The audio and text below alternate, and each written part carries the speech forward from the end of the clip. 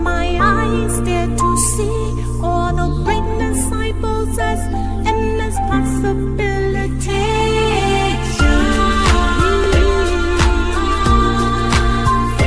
Looking in the mirror, what do I see?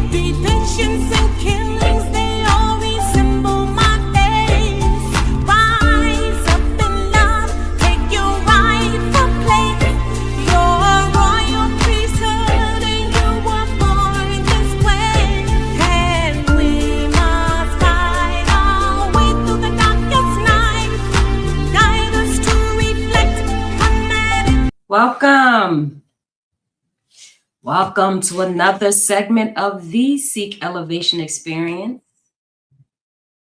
Today, I want to talk about a statement that went viral from someone that made the statement. Odell Beckham Jr. made a statement that said, it was regarding athletes in general, that athletes struggle on $100 million contracts, that athletes struggle on $100 million contracts. And to most people, obviously it went viral because it sounds shocking. And I can see why it would sound shocking to most people who only understand money as income. It's like, how can you have $100 million and put that in the same sentence as the word struggle?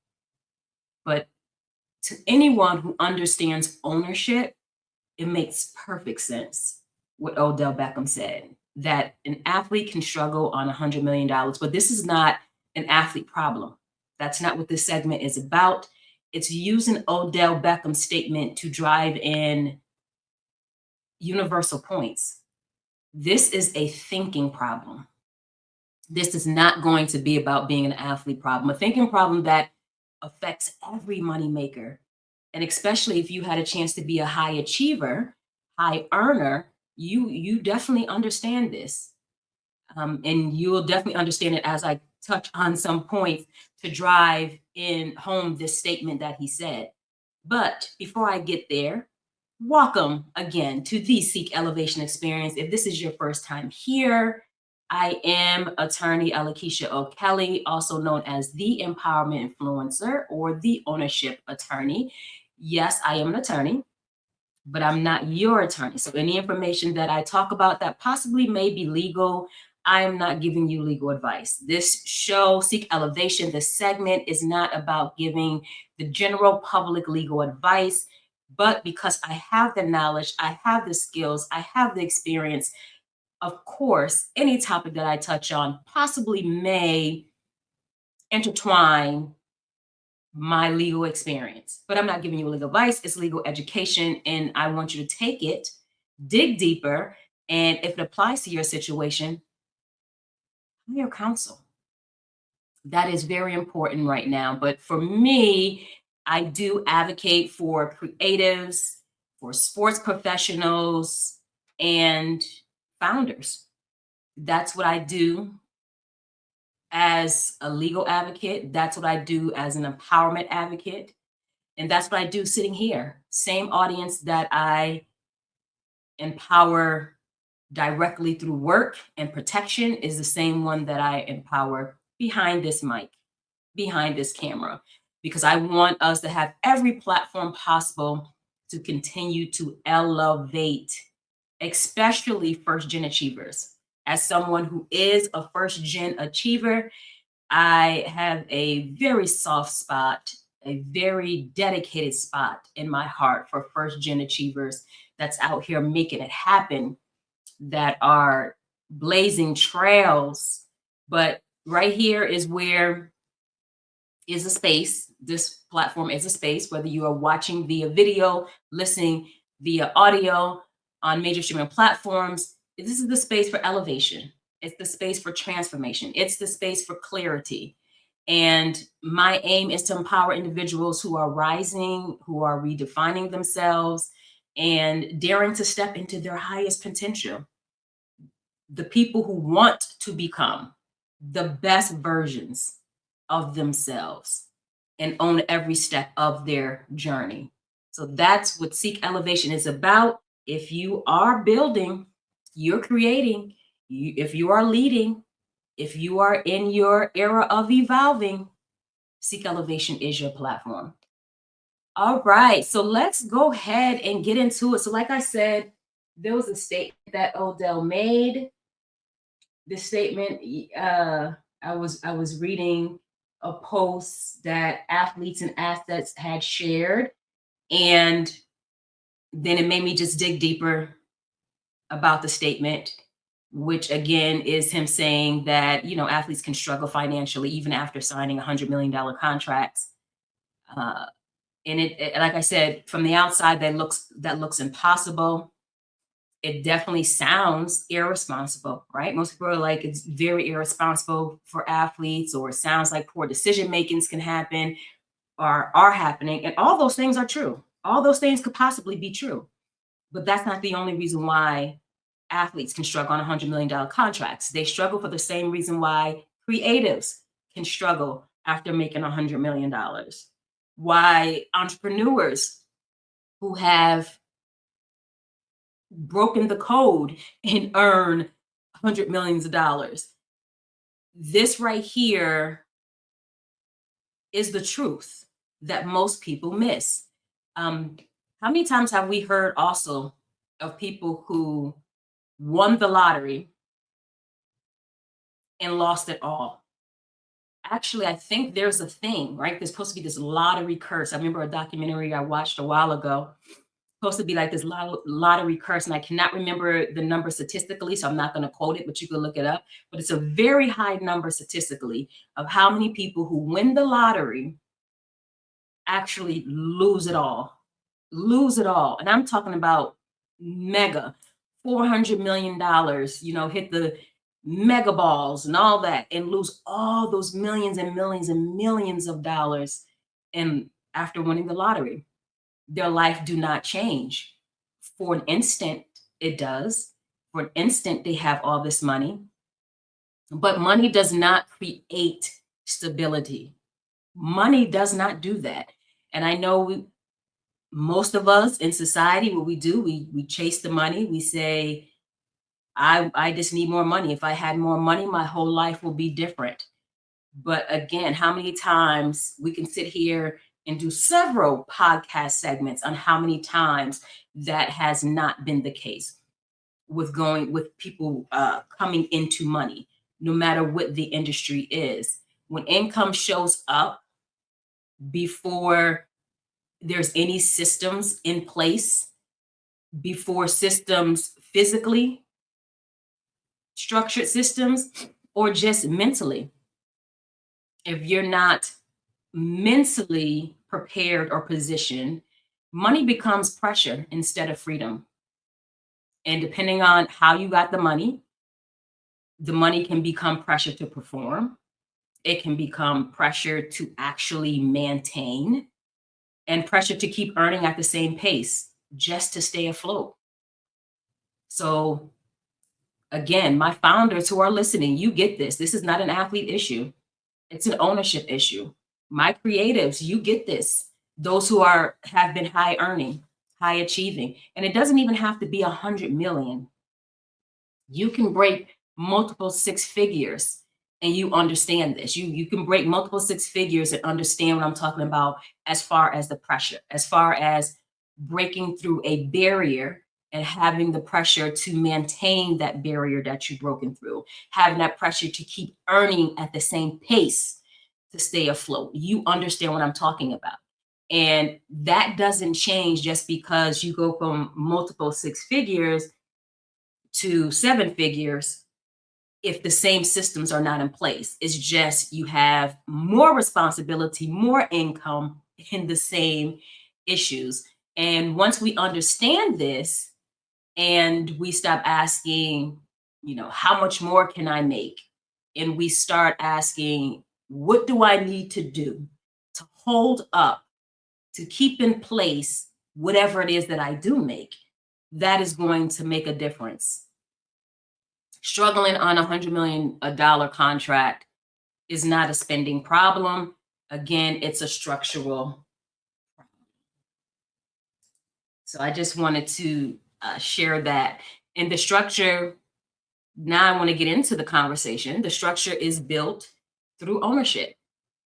It's not built through just income. Any structure that we have is built through ownership mindset. It's not built through just having more income. Infrastructure is what allows you to multiply what you earn, hold what you earn. Without it, more money, more control, more opportunity, all of that can become more problems, as Biggie would say. It could become more problems. So let's get into it. And I know Odell, I don't know, but I would think that Odell made that statement not because he's necessarily struggling himself. After doing some research on him, I was having a conversation with someone the other day, and I brought up this topic, and they brought up how Odell Beckham, isn't he a partner in some venture or whatever? And I wasn't sure, but as I did research on him, he's not just a partner in the venture that the individual brought up, but he's a key partner in a lot of different ventures. Odell Beckham has a lot of different ventures going on. I mean, he has things going on with, of course, Nike, Lululemon, Pedialyte, all types of different partnerships. It was a list of partnerships that I went through for venture-wise. So I think when he made this statement, the inference that I get is that he isn't saying that for him, there's a struggle with how much he's making. I think he's giving game. He's saying you can struggle on this if you don't have this entrepreneur mindset, if you don't have an ownership mindset. So outside of him being a football player, him stepping into the entrepreneur realm and collaborating on several partnerships, entering in on several ventures, he now sees another side. So, and I agree with him. I concur with that message wholeheartedly. So point one, with the statement that Odell made, income is not infrastructure. So high income, whatever that you define that is for you, but high income without infrastructure, again, it creates more problems. It creates actually less freedom. It doesn't create freedom. A lot of times we'll ask and pray for more finances. We'll even put, financial freedom. We all say it. We all ask for that. We want financial freedom. But if we do not have what we need in place, it does not become freedom. You actually become enslaved to it. So infrastructure, what do I mean by that when I say income is not infrastructure? Again, it depends on what you're doing, but I do believe there are some core things that's the same, regardless of what you're doing. It doesn't matter if you are in sports. It does not matter if you are in entertainment as a creative in the various avenues that you can be in entertainment. And it doesn't matter if you're an entrepreneur or a founder. There are these core things that are universal as far as infrastructure. And of course, I'm going to start off with legal structure. Making sure everything is in place. Odell wouldn't be able to be in the ventures that he's in, the partnerships that he's in with all of these companies if he didn't have some type of legal structure. I would think that he does. I will hope that he does, especially being involved in multiple partnerships. Legal structure is very important because if we're going to speak about having ownership mindset, you don't own anything unless you legally express and protect that you own that. Thinking you own something, having someone tell you that you own something, just being involved in partnering with someone, all of that is not ownership. Actually, documenting what you own, how much you own, all of that deals with legal. So you need a legal structure. And then if you have some type of ownership and you're owning it and you do not want to lose it as an individual, you want to protect whatever assets that you own, then there may be some type of business structure that holds what you own, right? Maybe a holding company, maybe a parent company, maybe a subsidiary company, maybe just a company. Whatever it is, you have something that is holding what you own. There's a legal structure there, because how you established what owns or holds what you own is legal business. Whatever state you're in, there's going to be state laws based on that particular entity. It depends on if it's something that is like a nonprofit or a foundation, maybe federal laws that's tied to it. Either way, legal structure. Legal is the legs of everything that you're doing. You may have legal obligations to the state and to the federal, which brings me to tax. So you have to understand part of infrastructure is tax strategy. What does that look like? When you own more, what does taxes look like? Speaking of lottery, I was just talking to my husband about the man who just hit the big lottery. It was like billions of dollars or something, or 1 billion or something with, it was billions, and definitely 1 billion or higher.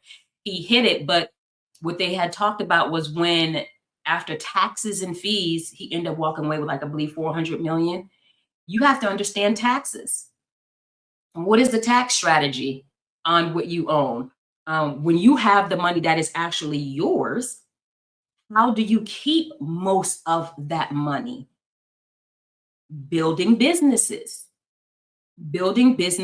where you can possibly have tax write-offs. So that way you're not just paying that money back out to taxes, but understanding that is also understanding legal structure.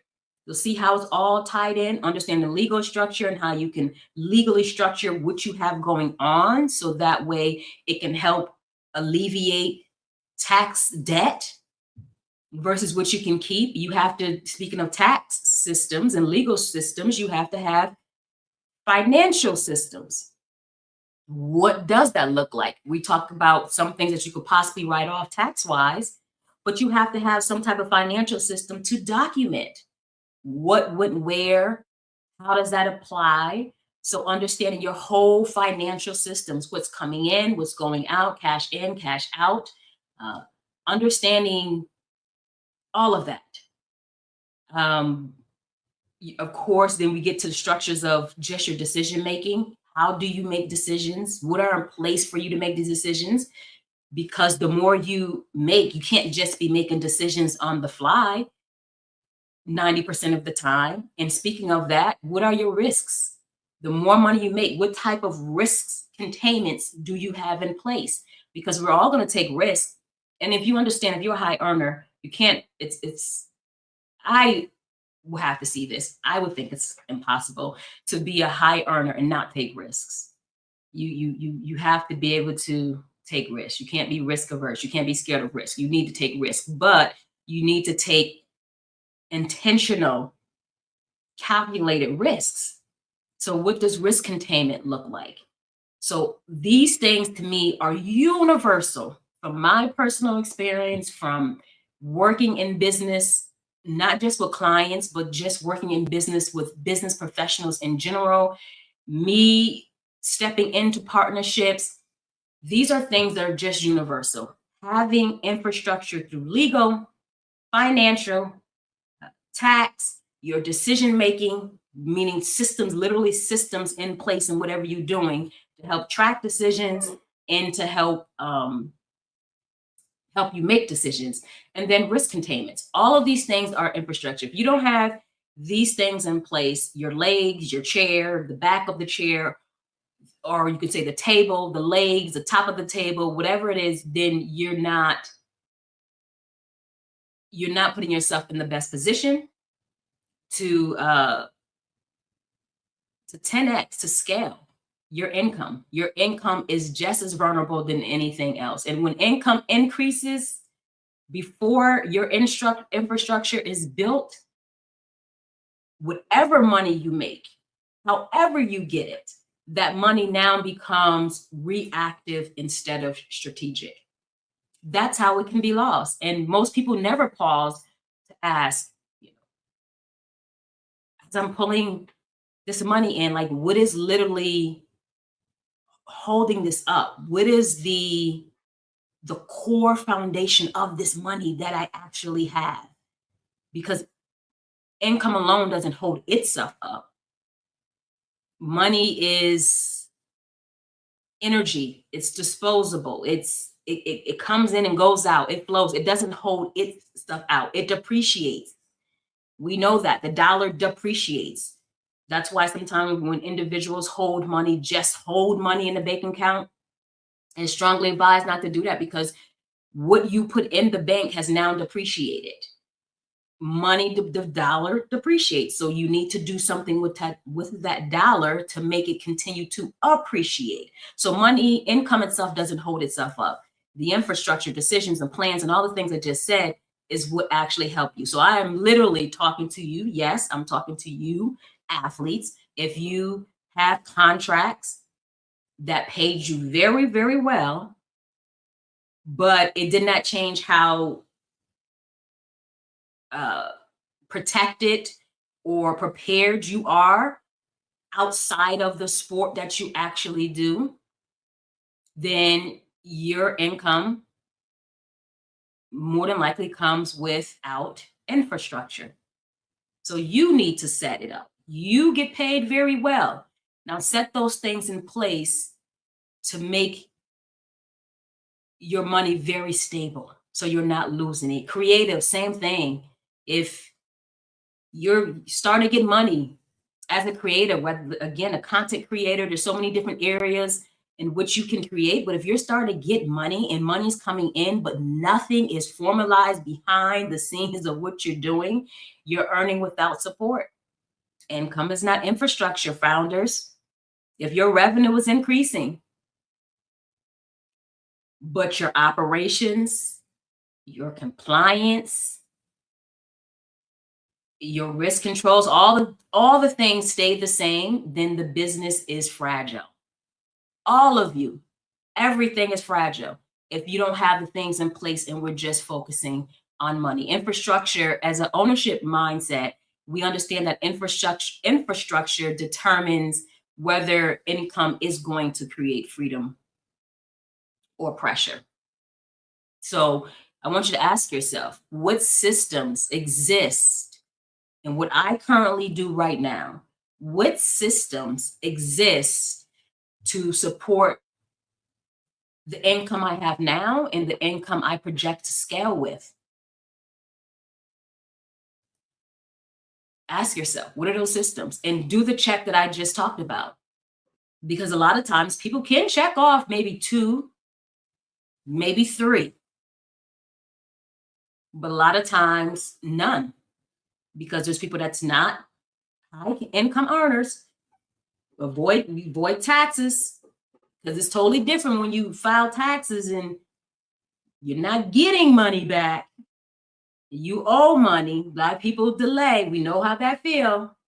We all feel that way. I felt the same way. I know what I'm responsible for, but it's totally different when your lifestyle changed from when you used to file taxes and you wait for a refund check versus you file taxes and you waiting to see how much you have to pay out. That's when you start to learn and you start to strategize. Instead of ignoring taxes and running from taxes, you start to learn and strategize on how your responsibility can be decreased, how it can be less of what you owe. But most people can't check off this infrastructure checklist, the universal one, especially when it comes to legal.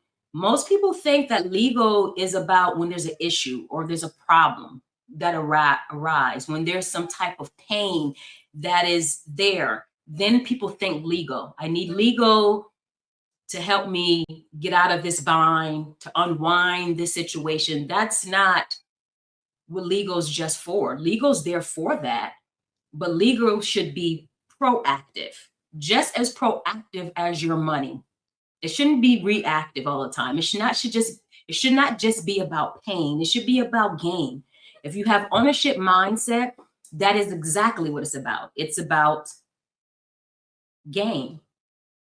And how can you continue to gain? To relieve some of that pressure of trying to figure out how you can continue to maintain this. Put the legal infrastructure in place so you don't have to think about that. But do that checklist.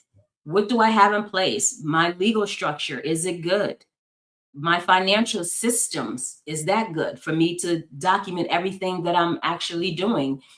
My tax strategy, am I with a professional talking about what my tax strategy looks like? How my decision making, my decision filters, what systems do I have in place from business entities to actual systems to help me make decisions on what I'm doing? And what are my risk containments? Like, what do I have in place to help me be able to move forward in taking risk without doing it haphazardly? You want to do intentional risk. So point 2, when we talk about how this is possible, well, to lose all of this money or not be enough, when you multi-million dollars, again, I'm going to also say multi 6 figures. Well, when your lifestyle scales faster than your literacy of financial, that goes back to the point I was making when I said statistically, people who win the lottery end up losing it all. Very high percentage statistically lose all of it. And individuals in every one of these industries. How many times have we heard entertainers who said, I believe Will Smith had a story that he shared about losing everything. MC Hammer talk about losing everything. We can go down a list of entertainers with that. We don't always hear entrepreneurs in the forefront. We hear some now. We have some entrepreneurs that have lost or at least was at risk of losing it all because of poor decision making, but also not understanding how to take that money, protect that money, not having that infrastructure, and bringing more people into their company and putting themselves in a position to lose it all. Regardless of the stories, we hear about these lifestyles that everybody aim to scale at, but they do it faster than gaining the literacy in order to do that. The more money we get, the more it accelerates exposure. And if we're exposed at a point where we're not prepared to be exposed, and we're not prepared to be exposed if we don't have the education, the literacy of what we do not know now and what we need to know based on where we're going or we want to go, it gives you more exposure. Not only does it give you more exposure, which attracts certain things to you that you may not be prepared for, but it also exposes more of what you possibly do not know.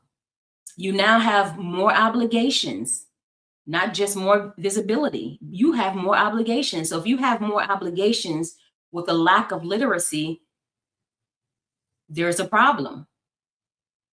You, not just the risk we mentioned earlier, you want to take risks. You can't make money without taking risks, but also you now become more of a risk with the more money you make. What people don't want to talk about, some of the things that we didn't talk about, is that when you make more money, you're going to start seeing a lot more lawsuits. You're going to possibly see a lot more people who, we are a very litigious society. They'll come out the woodworks, especially if you're an entrepreneur. And that's why it's important to have infrastructure in place to be prepared Doesn't mean, especially when it comes to legal, it doesn't mean if you have legal, it stops things from happening, but it does mean that it can put you in the best position to prevail in whatever happens. Or even if something does happen, when people start to realize how much you do have in place, when people realize that you have a strong infrastructure, they back up bothering you. Because if any attorney in a right mind gets someone who's litigious and want to sue you, and then us as an attorney, we do our research about this individual, about this business. If we see that there's so many shields around this person or the situation, we won't waste our time. We won't waste our time. So if you have all these things in place, it can help shield you and or help you prevail in a situation. Also, if you do not have the literacy, if your lifestyle continues to scale before you have the literacy, then you can have obviously more financial leakage. If you don't have financial literacy, the more that comes in and you don't understand what to do with what comes in, then there's opportunity for leakage. So now we see things draining out, and then we have that pressure that we talked about earlier of replenishing or maintaining, draining, replenishing, maintaining, draining, rinse and repeat. But the financial literacy will help as far as financial leakage. So without literacy, income really truly becomes performative. That's all it is. It's performative instead of prospering. When we get more income, it should continue to prosper us, continue to help us build towards whatever legacy that we'd want. Money funds the mission. So whatever mission or vision that we have, it should be a tool. It should be a resource for us to do what we need to do with less permission, more direction. But if we do not have the literacy, income is not a tool. It's very performative. It's something that you can flash, you can show, you can speak to, you have or you had, you can do all of that. It's very performative. It goes and it comes, just like performances. The curtains rise and the curtains come down. And you may not get an encore, or you will struggle very hard or have the pressure to get that encore. Having all the money looks very powerful. And I'm telling you this, with the rooms I'm in, the individuals I'm able to connect with and talk with, money looks very powerful, but it is very fragile. The power comes from the literacy, the mindset of the individual that's holding or controlling that money. It doesn't come from the money. It's about individuals who lose it or the pressure. It's about never being taught how money behaves at scale. And you have to be the captain of that shit of how money behaves. And I'm talking to you, again, my athletes, my entertainers / creatives, my entrepreneurs. If money changed how people, especially when it comes to athletes, but anybody, right? Your circle, money changed how people relied on you before you understood or before you understand long-term financial consequences. This is how you lose it. You have more people depending on you. You're the high income earner. You're bringing money in, but you don't understand long-term financial consequences of taking care of these people that depend on you. You can have people depend on you, but you have to have financial literacy in order to make that work. Then you can have the informed conversations. Yes, we can do this, but this is how we're going to do this. This is when we're going to do this. This is why we're going to do this. Without that literacy, you just be taking care of everyone and everything. And your money's going to run out. Your exposure is going to outrun education. So if attention increase in spending decision without improving this financial clarity, there's a lot more hidden costs than the cost of what you are actually spending out. There's a lot more. So having that ownership mindset of understanding that literacy determines whether money expands or shrinks, your options and obligations, is a game changer. So yes, ask yourself, do I fully understand how this money that I'm earning, how the money that I plan to earn behaves once it enters my life? How does it behave? And who is the one who determines how that money behaves? Because money is just an object, a tool, just a resource. The mind behind it is you. So you have to ask yourself, do you fully understand how money actually behaves? There's a book that I was reading, The Energy of Money, I believe it's called. And it's a great book. It's not a book that you can just read straight through. It's a book that actually, it's an application book. You're doing things as you're reading it. So it takes a while to read through it, but I think it's very good because it talks about your mind behind money. It has this phrase of monkey mind, how your mind just goes all over the place when you get money. What is your relationship with money? Which is the hugest thing. What is your relationship with money? Because it talks about the emotions that are triggered when we talk about money. But once you start getting financial literacy and you start to shift your mindset, your relationship changes. The behavior of money changes. So that's very important. Point 3, asset thinking is different, is a different operating system, right? So I talked about the infrastructure at first, having an infrastructure. If you have assets, what's going to hold those assets? How it's going to help you multiply assets? But you have to just have an asset mindset. Asset thinking is different than just the operating systems as well.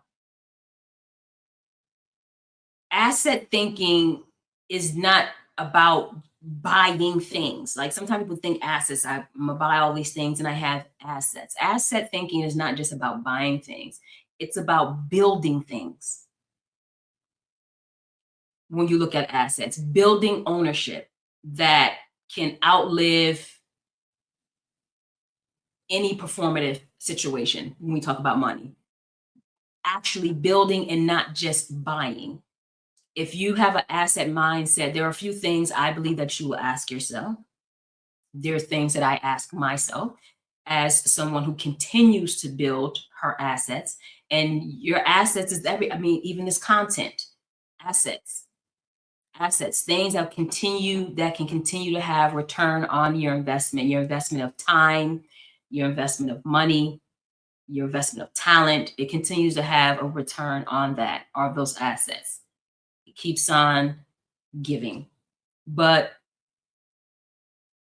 that's one of the things you need to ask, or here's several things you need to ask, but one of the things you need to ask, having an asset mindset, is what continues when I stop?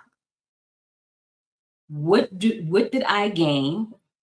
What did I create? What did I bring in that will continue when I stop?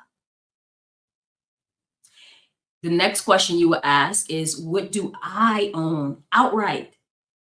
Because as I mentioned, partnerships and collaborations, those things are important, especially to scale. But then there has to be a catalog, an area of what do you own outright? What do you have full control over?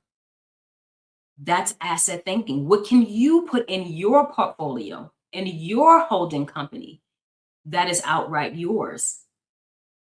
And then when you can answer that, you can also now ask yourself, what do I own that can actually be licensed, not sold?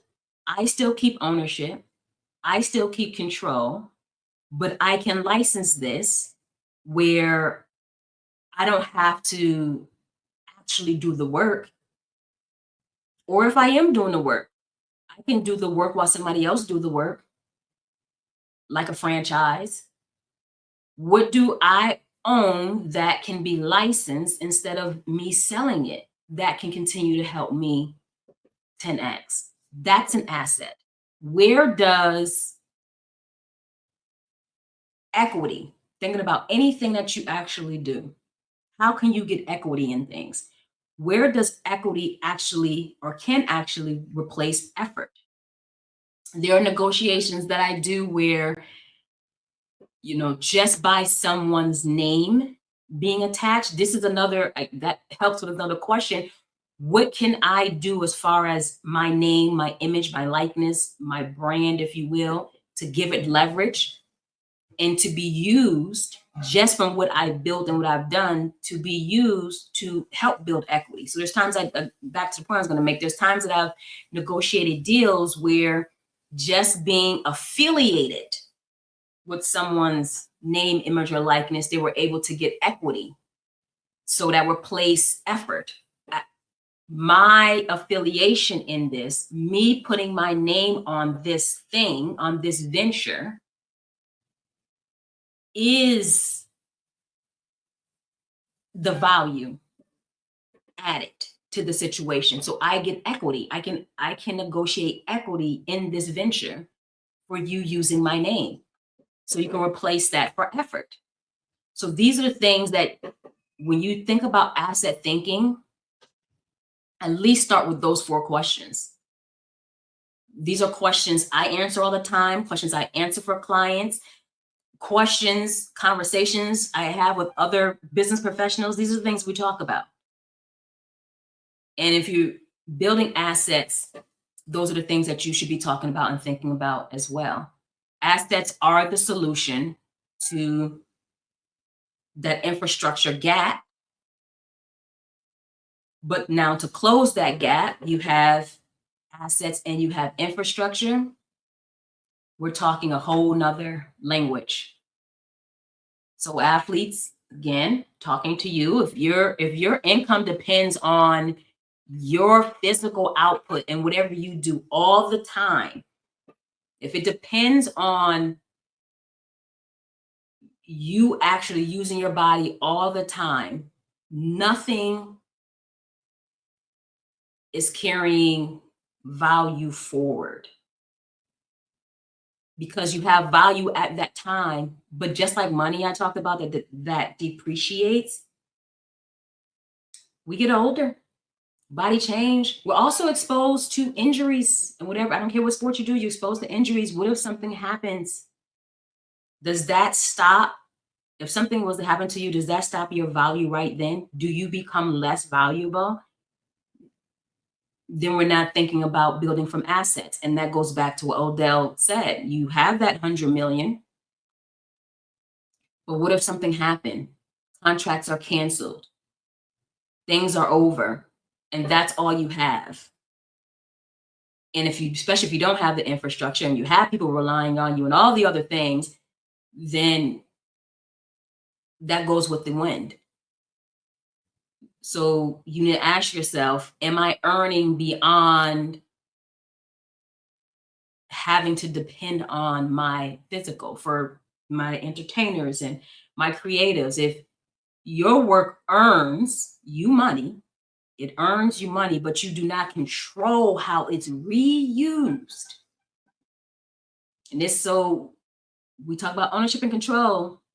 And a lot of times you'll hear this, more times than not, you'll hear this when it comes to music and entertainment, right? People write songs, perform songs, don't own their masters.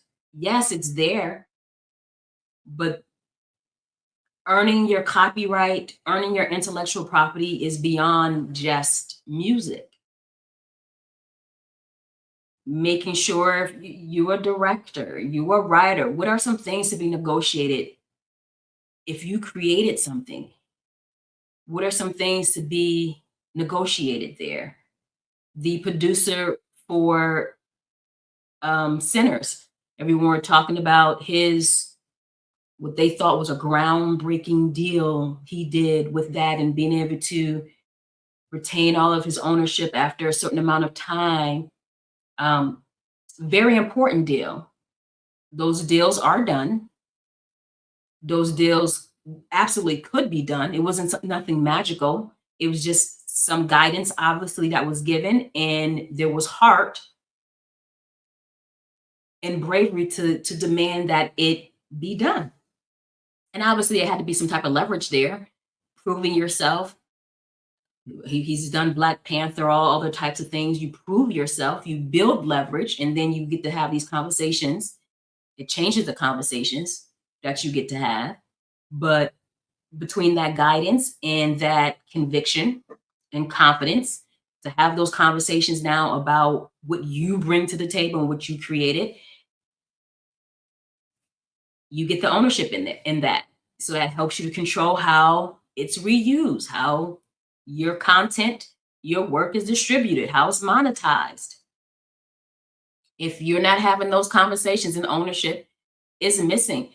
Here recently, they just released that Forbes released that Beyonce finally hit the $1 billion mark off of just music alone as an artist making music.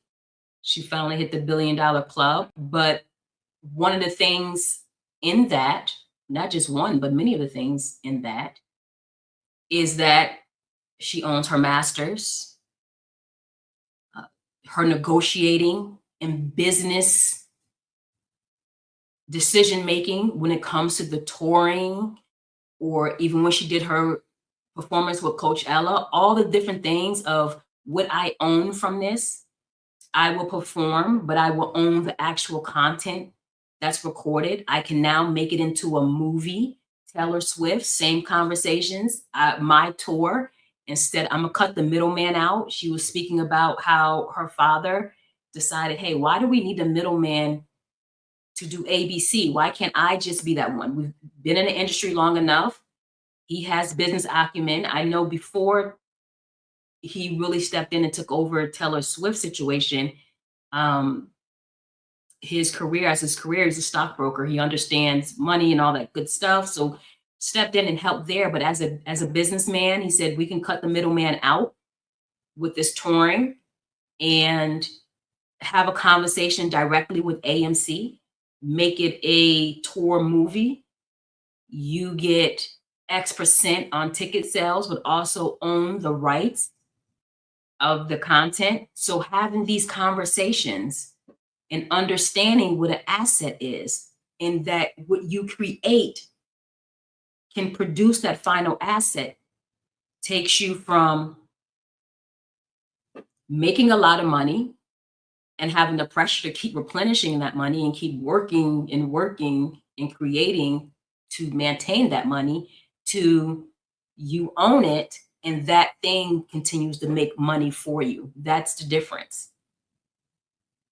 And when I think about just even that information being released about Beyonce being a billionaire, and it's like, okay, looking at all of this, it's a no-brainer, because all the billionaires that we're talking about, all the billionaires that we see, these individuals are billionaires for the same reasons that creatives, sports professionals, entrepreneurs to be billionaires. They're maintaining ownership in whatever the product or the service is.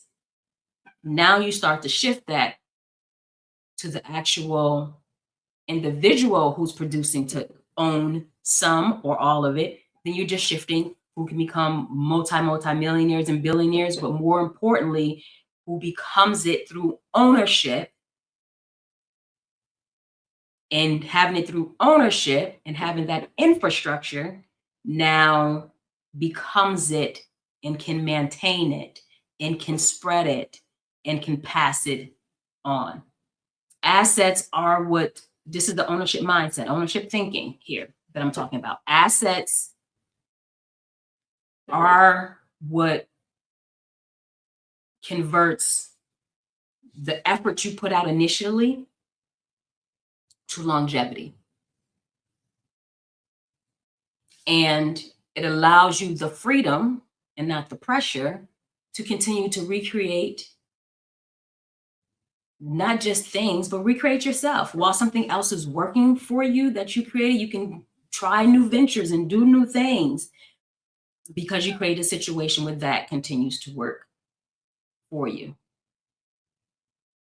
If your founder and your business cannot function or generate without your presence, then you're not truly building assets. So for us, business owners and founders, one of our constant aims is not just to scale in the business financially, but scale physically, scale where systems can run without you.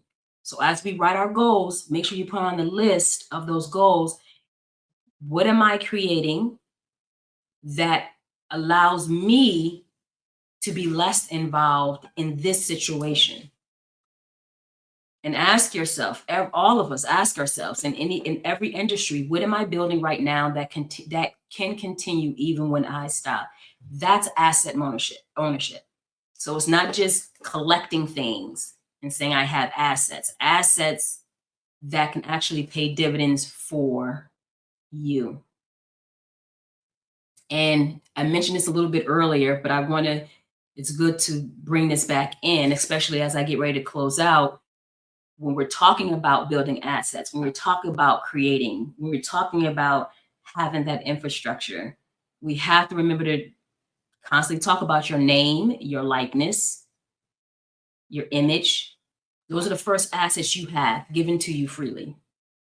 The first assets you have that you can take and you can build and continue to build leverage in those. That helps you with every other asset that you actually get.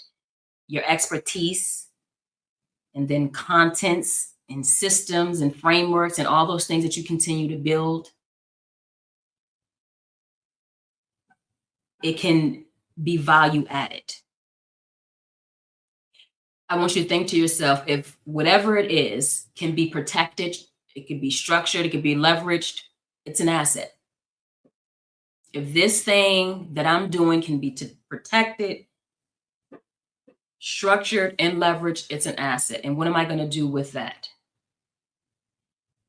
One of the things I want to do with that and learn more about, especially because I know income doesn't just hold itself. So I'm past that, right? I'm bigger than just I want more money or financial freedom.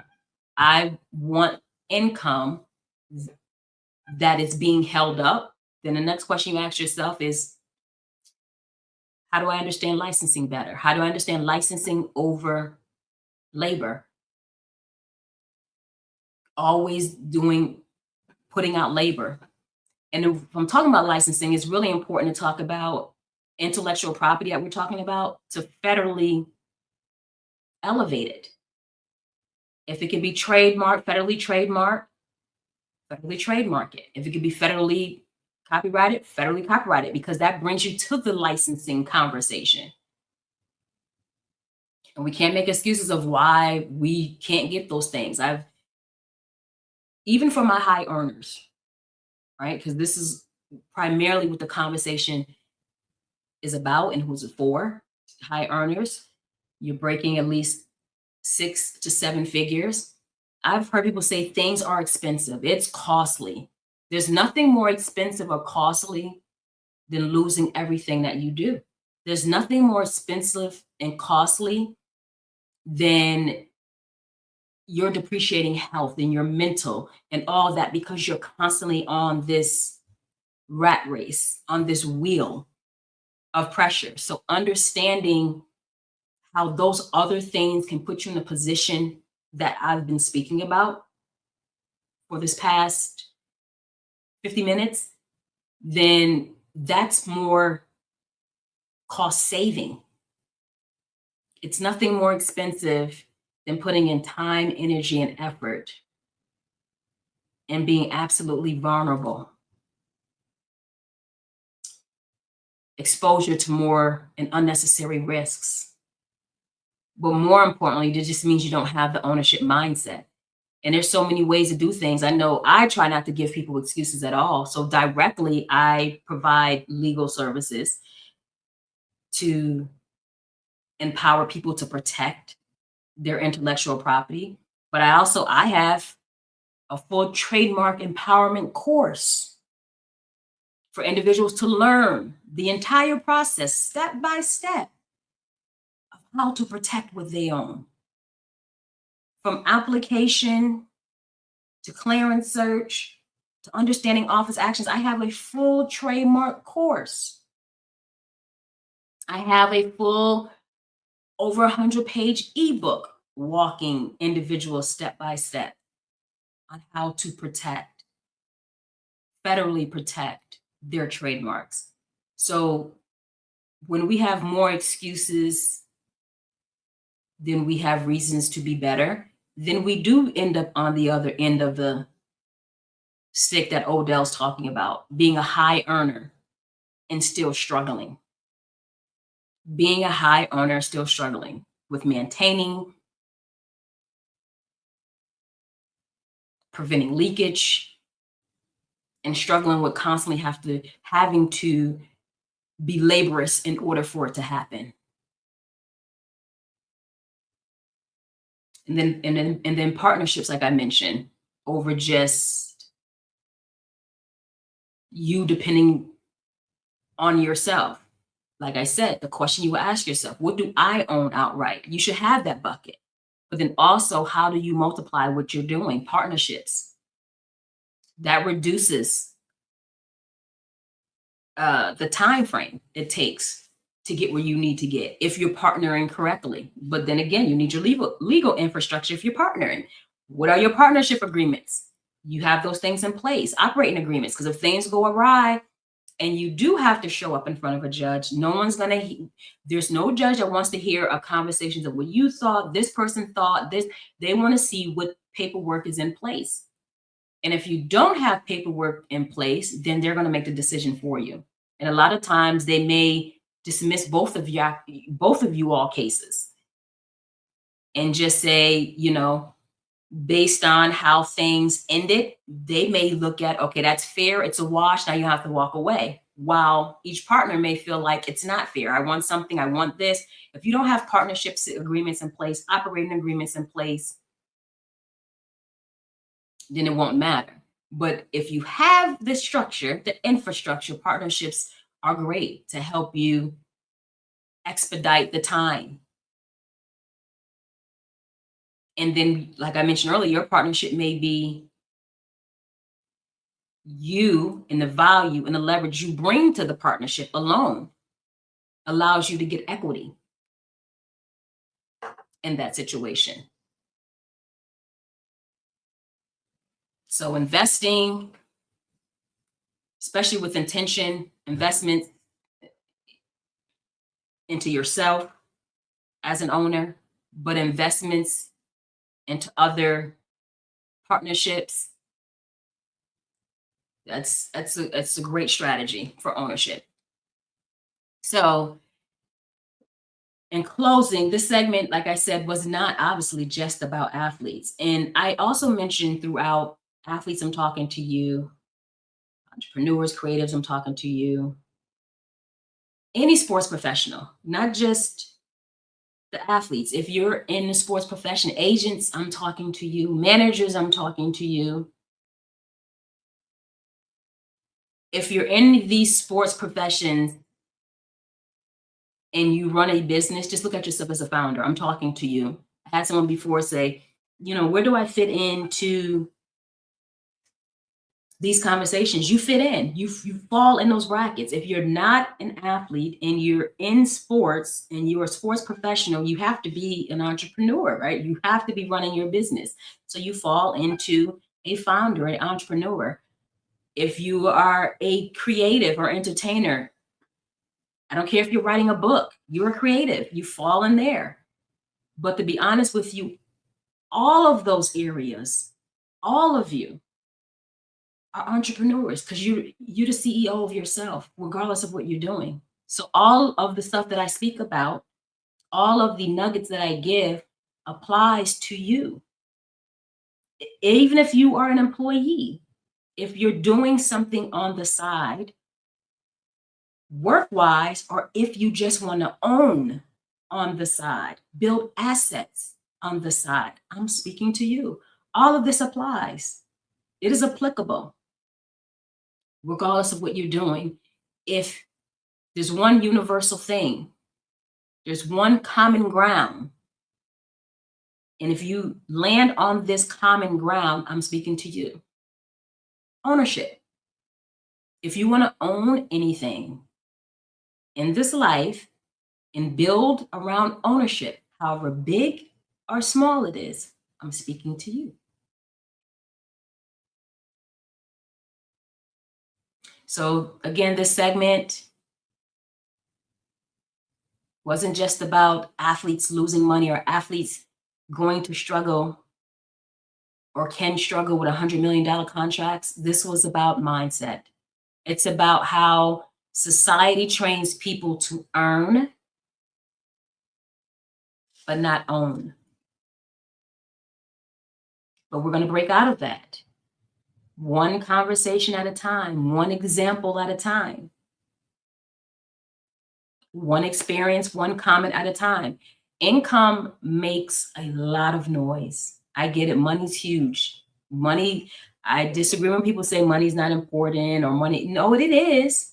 But what's more important is the mindset you have behind getting money and what to do with it. Because income can just make noise and be flashy and then it's gone. But ownership, it builds. And a lot of times it builds in silence.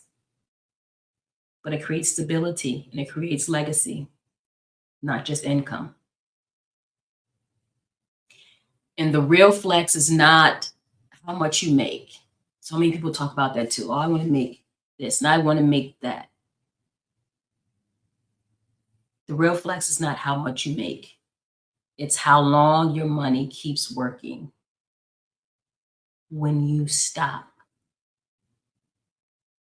Because no matter how much you make, no matter you take out those big knots out your pocket and you flash it, you open those briefcases with all the money. How long does your money keep working when you stop? Voluntarily or involuntarily? That's the real questions that we need to start asking now. And I gave you a list of those questions to ask yourself to start moving in that direction. And start telling yourself that my infrastructure, the things I need to build infrastructure, is not a luxury. It's a necessity. In order for me to get from where I'm going to where I want to be. And that even means if I'm already earning, high achieving earners, I already got that. But where else am I trying to go? I'm trying to go and get to complete freedom and stability. So there's still things that needs to be done. When you hit that marker, when you hit that goal of money, there's other things that needs to be done. All right, so that's a segment worth listening to today. And I trust that it will add value. This powerful dialogue will add value, especially if you're already there and you're looking to shoot up. Create your own Forbes. You're going to get that right up in your Forbes. You're going to be in a position, in a place that you deserve to be, because the things that you're not doing, you're going to start doing now. And you're going to put yourself in a position to learn to do those things if you don't know. We only know what we know. We only know what we know. I'm going to, in March, roll out a webinar. It's definitely for profitable self-starters. Of course, anyone can join and learn, because you need to have a vision. Even if you're somebody who's not profitable yet and you want to be there, you need to be in the rooms where those individuals are getting conversations. But I'm going to roll out a webinar where we're going to talk about these things. How do we drill down even more, understanding the branding, the entities, the transactions that put us into the positions we need to be in of ownership. So that's it for this segment. Again, remember, the more you know, the more you grow, the more you learn, especially like today, the more you can earn, not just in income, but in keep. But when you share, you show care. So please share this segment, tag a friend. If you're just listening and are not subscribed or connected, make sure that you do both so that you can always get notifications of when a new segment is released. Share it with other people so that they can also, if you're going to share it, they see that you are also connected and not just somewhere where you just listen, but also continue to grow the community. You grow the community, it helps for me to be able to do more and more and more with this community, and to continue to pour into you information that a lot of people are not touching, are not drilling down to. So don't keep this knowledge to yourself, spread it. And till next time, keep striving, keep growing, and most importantly, keep seeking elevation. Peace and progress.